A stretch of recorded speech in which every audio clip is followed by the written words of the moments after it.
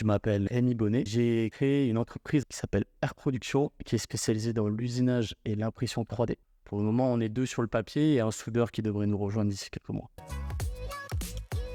Au lieu de voir des problèmes aux problèmes, trouver des solutions aux problèmes et voir des opportunités derrière un problème, quoi.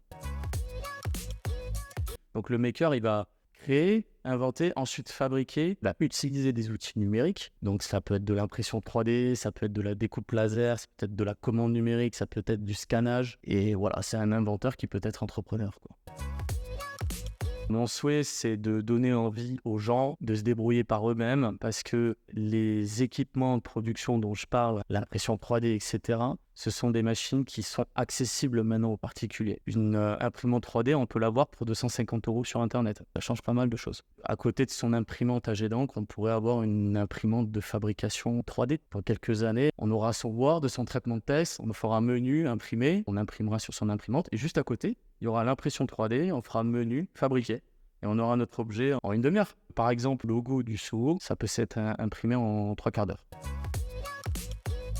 On a un design, une modélisation 3D qui est fait par ordinateur. Comme matériau, c'est du plastique fondu. L'imprimante va fabriquer cet objet couche par couche. Donc on appelle ça la fabrication additive, par opposition à la fabrication soustractive, méthode traditionnelle de la manufacture classique. On a un bloc, on soustrait de la matière pour obtenir l'objet voulu.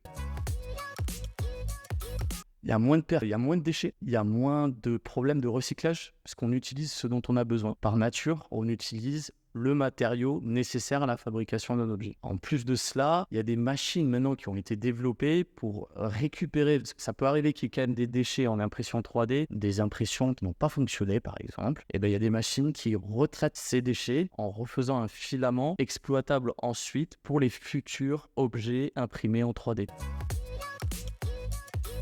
De plus en plus, on utilise l'impression 3D pour redonner une seconde vie à son produit ménager, par exemple. Au lieu de racheter une machine à laver, on va pouvoir imprimer la pièce manquante et se changer sa pièce soi-même. Ça, c'est de plus en plus accessible. Alors, ça fait appel à l'esprit bricolage, hein. Il faut aimer la fabrication. Hormis la partie production du filament, il faut bien quand même la matière première. C'est quand même un mode de pensée qui vise à localiser sa production, sa fabrication, éviter de dépendre de l'extérieur, redonner une seconde vie au produit, comme je disais, quoi.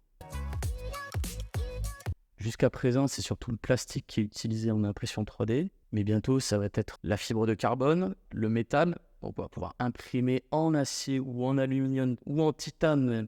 Pour l'acier, on a déjà des imprimantes 3D qui existent à plusieurs millions d'euros, certes. Avec le progrès technique, ce sont des machines qui seront ensuite accessibles.